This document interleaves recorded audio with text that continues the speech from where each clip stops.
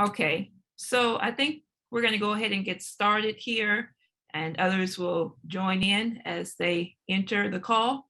So I want to welcome everyone to tonight's discussion. My name is Keisha Rogers. You're joining us on our LaRouche Pack class series. And if this is your first time joining the discussion, we are actually hosting a three-part class series with Brian Lantz, my colleague here in Houston, Texas. And Brian is taking us through the fascinating discovery of a very profound thinker by the name of Lyndon LaRouche. And I know people know that this is the LaRouche Political Action Committee, but many of you may be not be so familiar with who Lyndon LaRouche is. So when we talk about the discovery of Lyndon LaRouche, it's, well, who is this man that he actually made a discovery? Who is Lyndon LaRouche that he is a profound individual in history? Although Mr. LaRouche has passed away just a few years ago, his ideas and his contributions are very essential and critical to address the crisis which confront mankind, and his understanding of what the role of the individual in history is based on his discoveries of of the principle of the science of physical economy. So actually tonight's discussion is themed, how did LaRouche discover the measure of a human economy? Which should provoke some thought in you, because when you think about economy, what is the measure of a human economy? What do you mean? How, when we learn about economics, we take economics and they ask you to cut out the clippings of the Wall Street Journal and ask you what's the Dow Jones figures for the day? What do you mean he made a discovery on human economy, or the measure of human economy? What does human have to do with economy?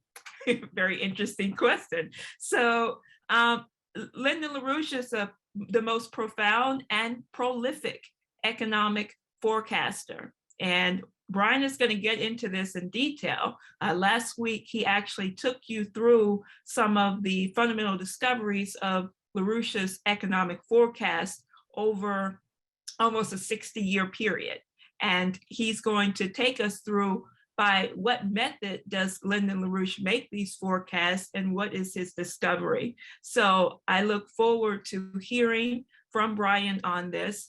And later on, I'll share with people, but on the LaRouche Pack website, I'll share it in the link as well, and then in the chat for people to look at a little bit later on when you go back and watch this on YouTube.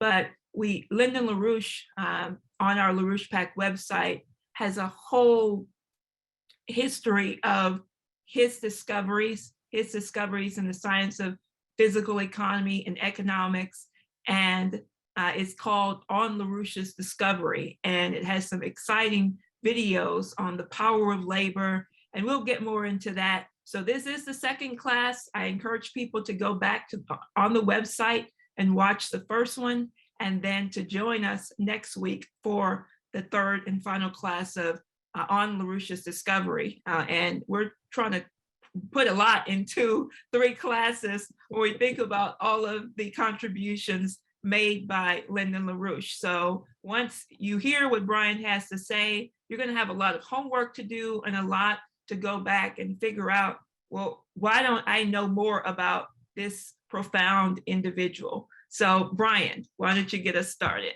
All right. Well, thank you. Thank you, Keisha. Thanks for that introduction to Lynn. And this is really overall the series is an introduction to Lyndon LaRouche. And absolutely, you need to explore on your own.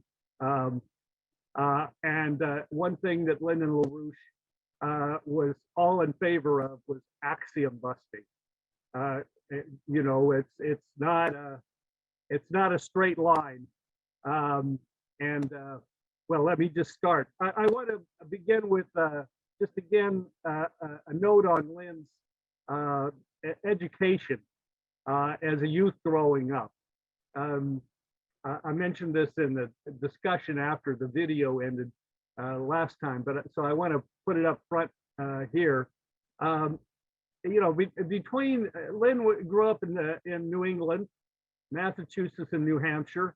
He grew up in the Quaker faith, Society of Friends. He essentially committed himself at a very early age to a rigorous education, a wonderful education.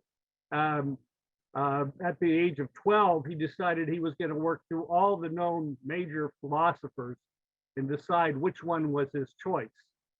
He chose Wilhelm Leibniz. He throughout his life, early life, was extraordinarily involved in culture, but particularly in music and poetry as well. He wrote poetry. Just a couple of examples. When he was in India, you know, in service, he, despite his Quaker background, he made the decision to go into the U.S. Army in World War II, and served in the Burma theater. He was in India. I believe this is right after his service. He was on his way back, but he was in India for an extended period. And there he heard a recording on the radio of a Tchaikovsky symphony, I believe, conducted by the German conductor Wilhelm Furtwängler. And he was struck by the amazing quality of that performance. It wasn't coming to it for the first time. He was hearing it in a different way, performed, as he later said, between the notes, as he thought Furtwängler performed it. But also his study of Schubert's Wanderer fantasy. And so he mentions these things in autobiographical notes here and there. So I think it's really important to just bring that in terms of context, because it's also something that very much informs LaRouche's approach to education and the kind of education we need to be providing people today.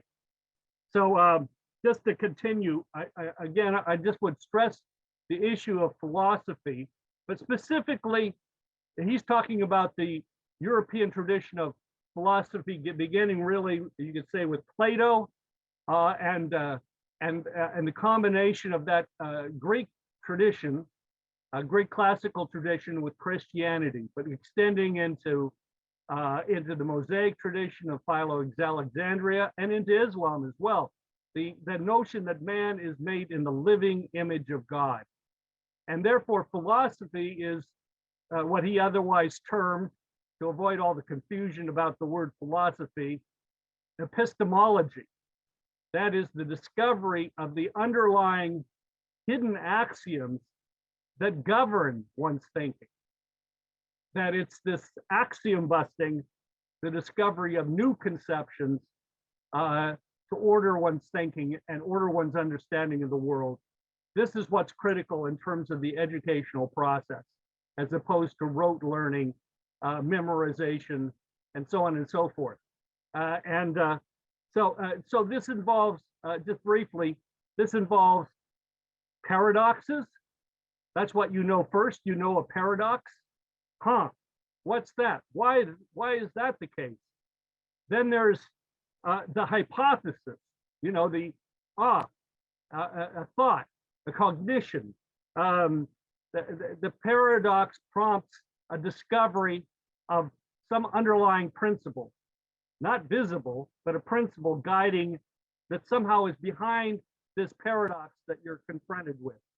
And then there's the validation of that discovery. Of course, it could be a false hypothesis, but a real hypothesis is then validated by sharing it with another, by sharing the result, the validation, the discovery itself, but also starting from the paradox, sharing those, and then in sharing those, 1 and 3, so to speak, the person or persons that discovery is shared with, the second in this order, 1, 2, 3, is prompted in the other person.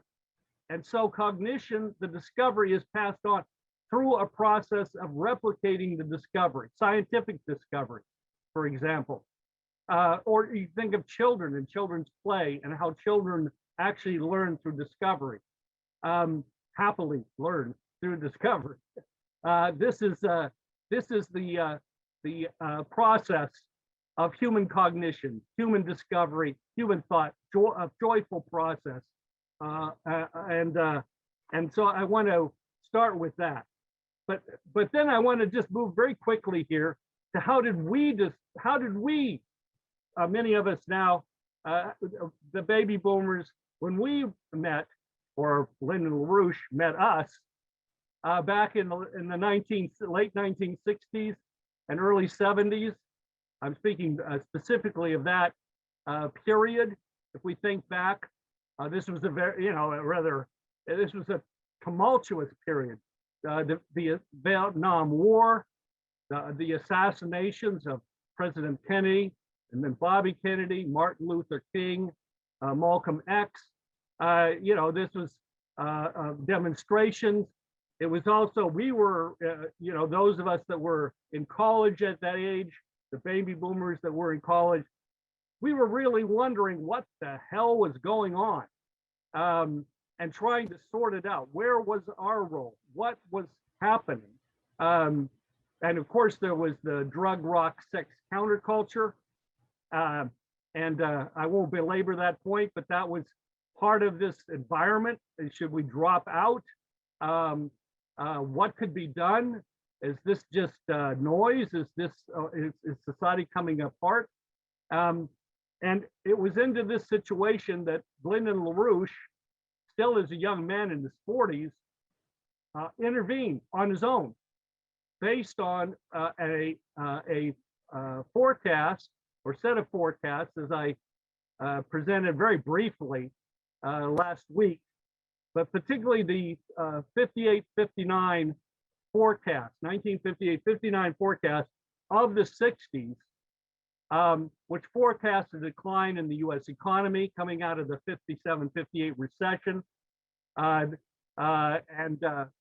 just make short of it here, the stagnation in productive jobs, stagnation in the real economy, the underlying real economy, and resulting ferment that could be projected among minorities, among the unemployed, among students, because suddenly the future, if you think of it in terms of the Kennedy era, of the moonshot, the revival of optimism and so forth in the country, was being cut short.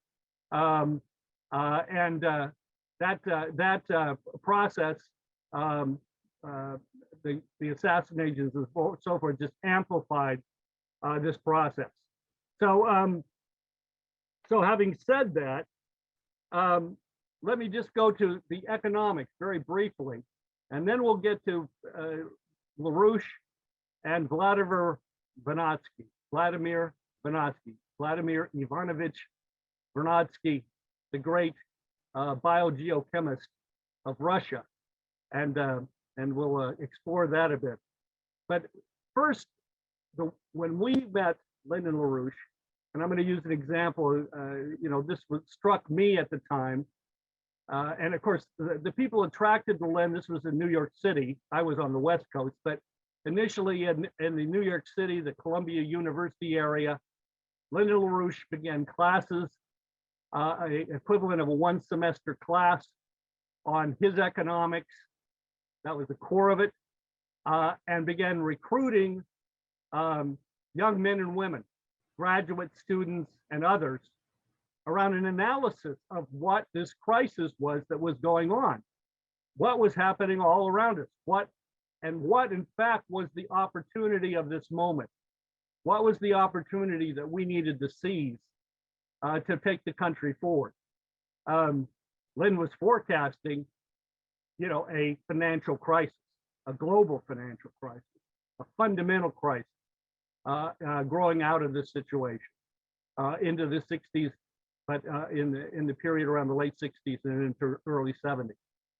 So, but he framed it from the standpoint of the twofold nature of value. uh, use value, you could call it, versus price. So what are we talking? The twofold. These are two absolutely distinct maximizing principles. Speak of any commodity. There's a price, the price of that commodity, but on the other hand, what Mr. LaRouche pointed out as critical was to differentiate this fundamentally from use value. And that was, what is there's the price, of course, the price in the market, in the so-called marketplace. The use value was the contribution of that good, or you could think of a service, or you could think of institutions. What is the contribution, the value of that good? Let's think in terms of commodities, and how it is consumed, and how that in turn contributes to the future development of society. That's the underlying use value. If a mechanic fixes a car for George Soros, what's the value of that versus what is the real value compared to fixing a car for a doctor or a machinist, so that he or she can get to work and provide productive activity for society. The value, the underlying value, is what's critical. And what Mr. LaRouche pointed out was what we had was a growing, yawning discrepancy between price, what we would now call the financialization of the financial markets, the price, and that underlying actual value of what we were producing. And this was the discrepancy, the contradiction that was leading into a full-blown crisis, a financial crisis, if it was not resolved by changes in policy, fundamental changes in axioms in policy.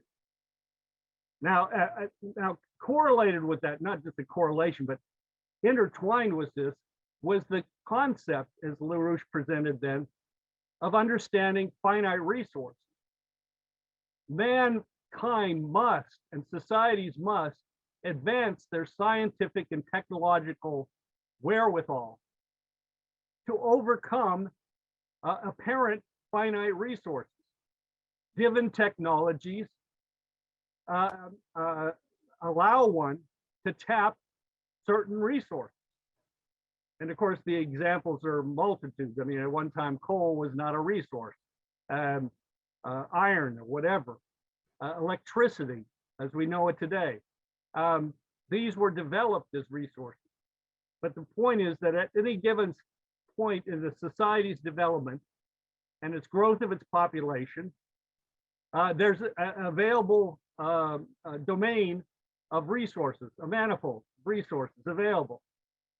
And it was incumbent upon mankind to make the new cognitive, creative breakthroughs, to change the axioms, to discover new more fundamental principles of nature and the universe, to continue the process of scientific and technological progress and the development of society.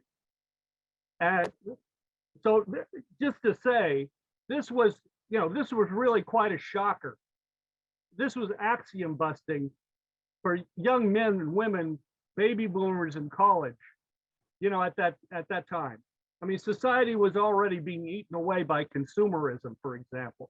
I mean, much less the drugs, rock, and sex, and the counterculture thing, or other features of the situation. The consequences in society of this endless war in Vietnam and the assassination of a president.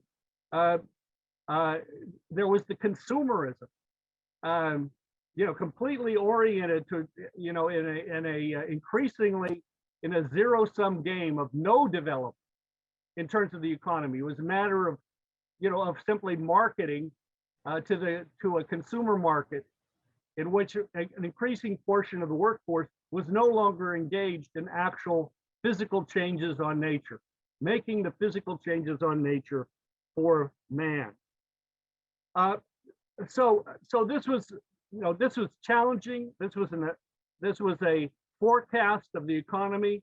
There's more details, of course, that can be gotten into, but I hope that's at least a thumbnail sketch that there is no mathematical means by which to solve for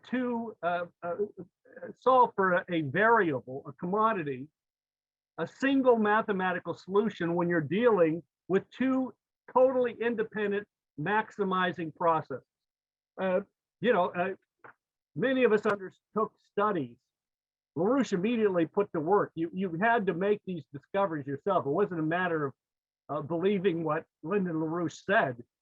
That he wasn't interested. He wasn't marketing to young people. He was challenging them on the basis of what he knew they needed to know. This pamphlet, The Destruction of the Cities, Bankers at the Public Trough, was the work of some of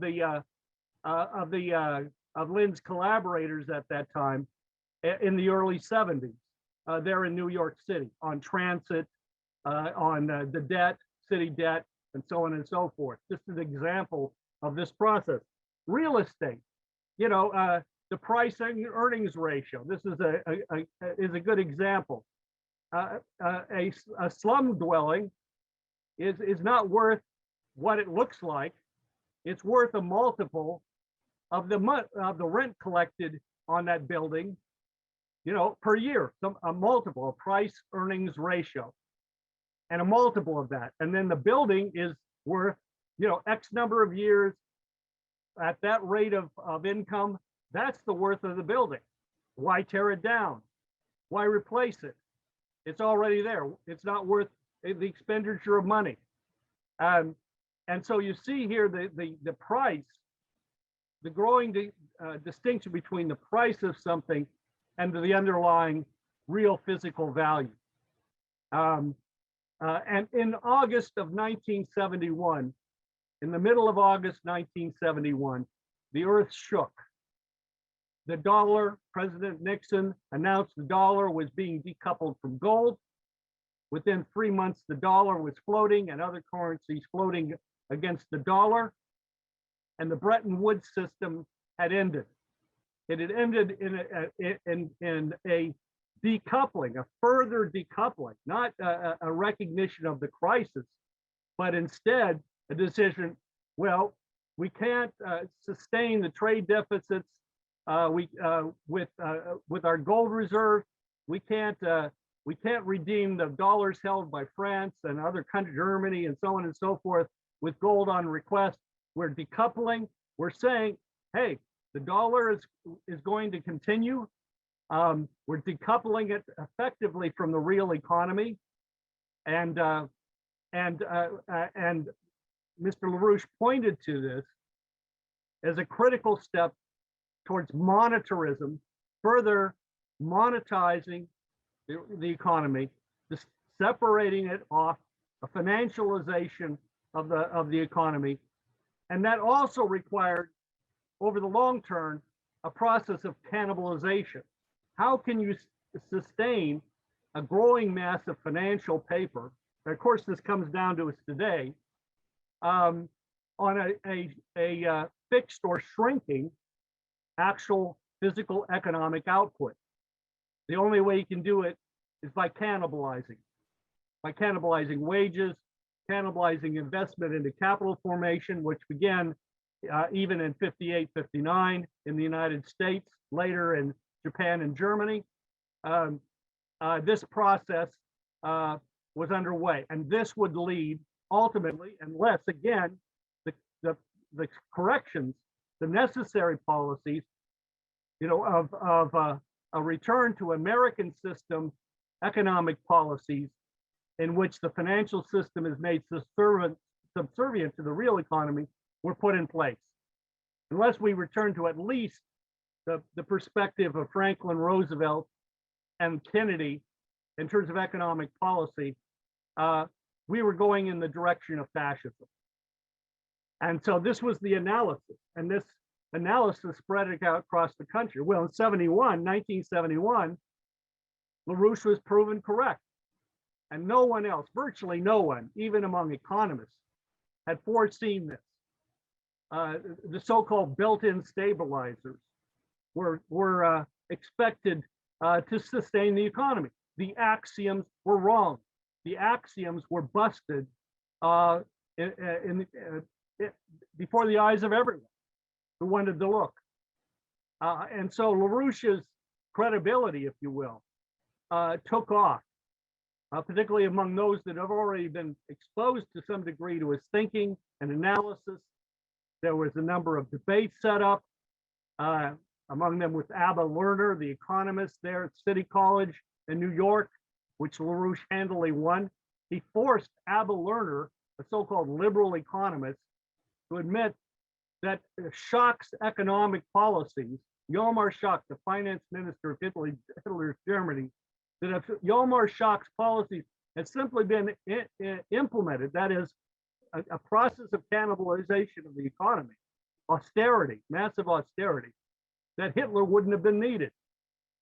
The audience of students, graduate students, and so forth was just blown away. There were not many debates after that, for the very reason that LaRouche had won it. LaRouche was challenging the fundamental underlying axioms of the entire system as it was then promulgated in the US, of the Federal Reserve, of the IMF, World Bank, et cetera, et cetera. He was challenging those policies. So we can come back to that if it seems useful. I just want to mention very briefly then the whole question of the environmental movement, because this leads into LaRouche and LaRouche's relation with Vladimir Vernadsky and a deeper understanding of man on this planet and man in the universe. So in '68, Paul Ehrlich published The Population Bomb. He was out there at Stanford University. People probably, some of you remember this book. You may not remember the details. It predicted, this was in 1968, it predicted mass starvation in the world in the 1970s and in the 1980s, but in the beginning, hundreds of millions of people in the 1970s. Well, among other things, Norman Borlaug jump-started the Green Revolution with dwarf grains, dwarf wheat, I believe it was, in Mexico. And the Green Revolution, that real Green Revolution, was on around the world, increasing food production, as similar revolutions have occurred again and again in the development of mankind's development. But that was Ehrlich.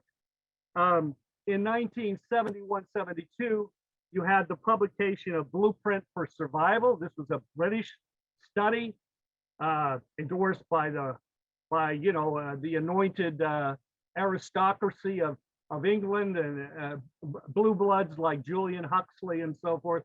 And that was followed immediately by the Limits to Growth study, infamous, out of MIT, by Forrester, Jay Forrester, and Dennis Meadows, and a team of more than a dozen other academics. Both of these studies, the Forrester and Meadows study, Limits to Growth out of MIT, was financed by the Club of Rome, used the same method that we discussed last week, that of Norbert Wiener and Norbert Wiener's, shall we say, twin, von Neumann, the method of cybernetics, of information theory, of cost-benefit analysis, of systems analysis, of linear sets of linear equations. In other words, computer runs. The Limits to Growth, if you read the report it's simply a report on the computer runs. The axioms are stated. Exponential growth in population, exponential growth in pollution and other variables, but linear, just simple linear extension of existing technologies of science and technology. No new scientific revolutions, no new scientific developments. So now think about this. You know, this is a few years after the assassination of John F. Kennedy. In 1969, we had landed on the moon. You know, we were being flooded with an array of scientific and technological spin-offs from the moonshot. Yet this was being buried in part under the effects of the Vietnam War, the crisis that this was creating, and of course the crisis created by the assassinations I've already mentioned. A real body blow to the American psyche. So blueprint for survival, and then limits to growth, and garbage in, garbage out. If you start with the wrong axioms, you get the wrong results. There's nothing in a mathematical system, an individual system, there is nothing that is not already implicit in the axioms of that system. And this is well known. I mean, Norbert Wiener himself was trained by Bertrand Russell in England from the time he was 18 years old. So, I mean, this is where this idea comes from. And of course, Bertrand Russell is one of the early advocates of a mass depopulation of the earth. So you can read his books. He was very public about it. But this is Norbert Wiener's methodology. And then we had the Global 2000 report initiated by President Carter. That was 1980. The so-called the Global 2000 report to the president is the full name. And again, this was the first attempt by the US government. But again, it as stated in the congressional testimony, that this is the first attempt by any government to do, quote, a long-term quantitative projection across the range of population, resource, and environment concerns. And again, the axioms embedded in the system, in the computer runs, was that there would be no essential scientific and technological advance. The outcome of the study was guaranteed by the assumptions built into it, the denial of human cognition. This is the fundamental premise of LaRouche's discovery, of LaRouche's approach to science, to culture. It's identifying what humanity is as humanity, as human beings. And of course, this is what we have today in terms of the enemy, you know, from the Great Reset, the World Economic Forum, but, you know, the Biden collective temporarily occupying the White House. We hope that they'll begin to see the door in next year in 2022, and we'll have a Trump presidency in 2024 to reinstitute the American system of economics, which is what at core LaRouche represents. He represents the scientific working out of those fundamental concepts of progress and the development of ensuring the future for our posterity. But this is this crisis, underlying this crisis, this rhetoric of zero growth, is this attempt to cap global economic development to sustain an existing oligarchical financial system, the modern British Empire, if you will, a monetarist empire of central banks and financialization and revenue streams out of a shrinking global economy. And we responded to this this linearity with cognition. If you put up the first slide, if you would, Keisha, LaRouche published in 1983 a book-length response, "There are no limits to growth." And well, I'll hold it up here. It's available. Oh, there we go. No limit. There are no limits to growth. Now, if this is in the context of a political brawl going on in the United States, LaRouche had authored what became President Ronald Reagan's Strategic Defense Initiative, which he began elaborating in 1979. So, but at the same time, this was coupled to the conception of how to overcome the stagnation, the cannibalization of the real economy that was going on at that time, and is continuing.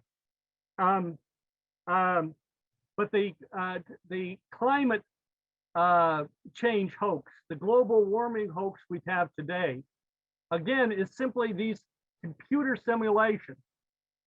It's the same thing. In terms of economists, it's the same thing. Econometrics. This is Milton Friedman. It's von Hayek. They're all obsessed with a mathematical system that they say accounts for use value. When of course it doesn't. They're simply saying the magic of the marketplace will take care of everything, and there's nothing for you to see here. Please go away. Go back to sleep. In terms of these computer models, I mean, just think about it. We can't even predict the weather. You know, we just had in the course of here just December, what was it? Over the course of the night of December 12th and 13th, we've had this massive set of tornadoes strike in the midst of storms in the middle of the United States, impacting particularly Kentucky and the people of Kentucky, but also other states in that area. We cannot predict, we cannot, utilizing these sets of linear equations, models, we cannot predict the weather. You think we can predict the state of nature or the state of the economy by these methods? No. We better build back real infrastructure. We better strengthen our capacity to weather these conditions while we advance cognitive science to better understand and master these processes.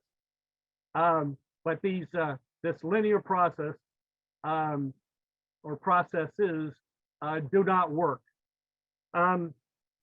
Now, let me just now turn to Vladimir Vernadsky. And I think I'm just going to leap here. Keisha, if you will, I have a series of 3 slides here. Vladimir Vernadsky is the most noted, well-known scientist, Russian scientist, since Mendeleev, who gave us the chart of elements, the table of elements, which is not fixed for all time, by the way, but it's fundamental, and he made many other fundamental contributions. But Vernadsky was a biogeochemist. In fact, he basically invented that field of biogeochemistry. He led the development of nuclear science in Russia. He was not somewhere hermetically sealed there on the other side of the world. He worked in Italy, Germany. He visited the Koreas in Paris. He spoke at conferences internationally, and is a major scientific figure. Okay, so here we're going to just take, and he's most known for good reasons, as well as for bad reasons, because he's misused by the environmental movement. He's known for his book, The Biosphere. But this is a later work. This is 1938. As you can see on the screen, on the fundamental material energetic distinctions between living and non-living bodies of the biosphere. Now, stay with this. This may seem like a leap, but this is getting deeper into our topic here tonight. So here we have it. I'll read through it quickly with you. Some of you are on the phone and can't see the screen, so I'm reading through. He's taking this excerpt from this 1938 paper. From the standpoint of the biosphere, the individual living organism is usually lost from view. In first place comes the aggregate of organisms, living matter. In biogeochemistry, however, in some strictly defined cases, at times it is necessary to pay attention to the discrete organism, to its individuality. It is indispensable to do this in those cases where the activity of man appears as a geological factor, as we see happening now, and the individual personality sometimes becomes vividly apparent and is reflected in large-scale phenomena of a planetary character. The human personality changes, accelerates, and causes geological processes of enormous significance to its presence in the biosphere. The next continuing, there we go. He continues, this is just continuing.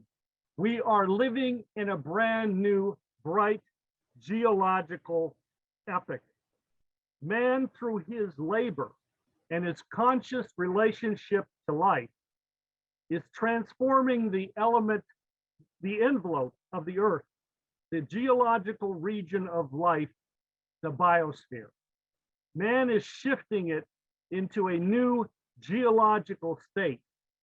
Through his labor and his consciousness, the biosphere is in a process of transition to the noosphere, from noetic, cognition, discovery. The process of transition to noosphere. Man is creating new biogeochemical processes which never existed before. The biogeochemical history of the chemical elements, a planetary phenomenon, is drastically changing. Enormous masses of new free metals and their alloys are being created on Earth. For example, one that never existed here before, such as aluminum, magnesium, and calcium. Plant and animal life are being changed and disturbed in the most drastic manner. New species and races are being created. The face of the Earth is changing profoundly. The stage of the noosphere is being created. Within the Earth's biosphere, an intense blossoming is in process, the further history of which will be grandiose, it seems to us. In this geological process, which is fundamentally biogeochemical, a single individual unit of living matter out of the totality of humanity, a great personality, whether a scientist, an inventor, a statesman, can be of fundamental decisive directing importance and can manifest himself as a geological force. This sort of manifestation of individuality in processes of enormous biogeochemical importance is a new planetary phenomenon. It emerged and began to manifest itself ever more sharply and profoundly in the course of time during the most recent tens of thousands of years on the background of billions of years of the prior history of the biosphere when this phenomena did not exist. So that's the excerpt from Vernadsky's paper, and I think that's a stunning presentation of man's actual relationship, or a element or important presentation of man's relationship to the biosphere. And Vernadsky's concept of the biosphere is one that's undergoing as well. It undergoes the development of new species. It increases its free energy. I mean, just think about it, metabolism. You know, if organisms simply ate their nutrients, they would soon just run out of nutrients. A fixed, limited body of resources. The development of the biosphere is from the continuing development of the biosphere. It's of living matter within the biosphere.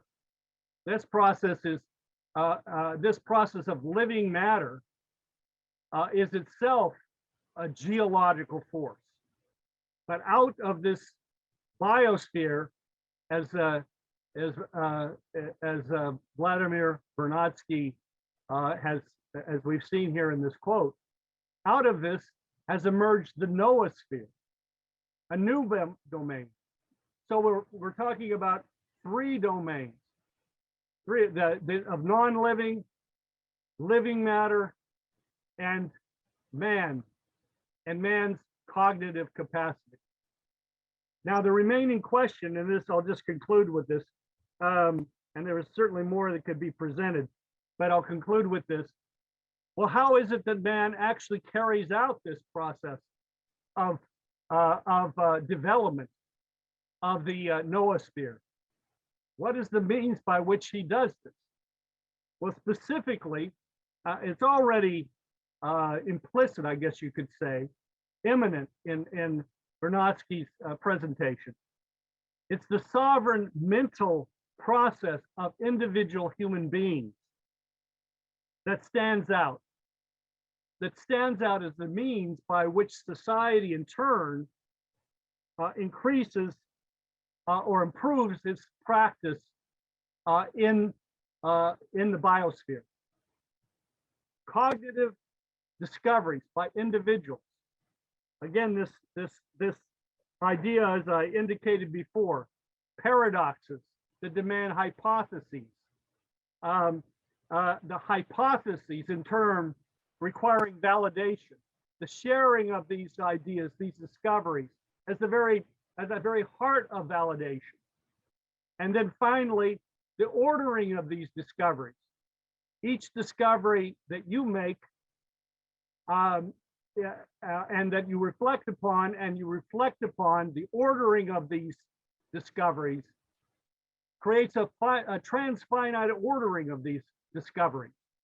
This is the progress of the individual. It's the progress of society, of human development, to the extent it is not aborted by really what you have to call satanic forces. And it is the very underlying principle operating in the universe as a whole. Three principles: non-living, living, and man, the noetic, the noosphere. These are three simultaneously operating principles as principles in the universe. This is the basis for man's increasing potential relative population density. This is LaRouche's measure by which we measure our success, the success of economies, looking at the real values not only produced, but how do we reinvest? How do we develop the next generation of human beings to cognitively and creatively, as individuals, as individual personalities and souls? How do we develop these individuals to so enrich further society and its division of labor, its culture, and so on?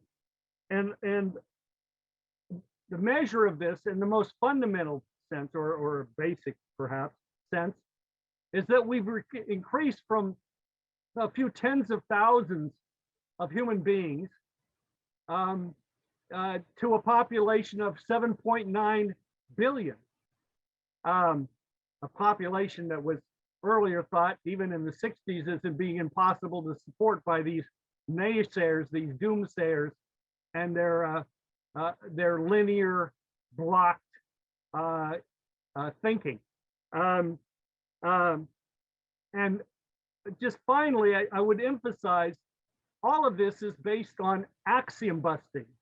It's based on the capability, the capacity of individuals like you and me to seek out and discover those underlying flaws in thinking and action that prevent further comprehension of the universe around us, in our communities, our nation, most fundamentally, and it's that exploration and search for those false axioms, including in our own thinking, which is in the basis for discovering the paradoxes, making discoveries, and advancing our society to be fruitful, multiply, fill the earth, and subdue it. So this cognitive process is knowable. And that's Lynn's contribution. And I would just urge people to go to the fourth of Lynn's 4 laws, where he starts by discussing fusion energy and as a crash program for fusion energy development. And then there's a whole section titled Vernadsky on, I don't have it here in front of me, I'm looking for it right now, but Vladimir Vernadsky on man and creation, an extended poetic end, a kind of stretto of a sort to the entire short paper, the 4 laws to save our nation now. So, so that was written in 2014.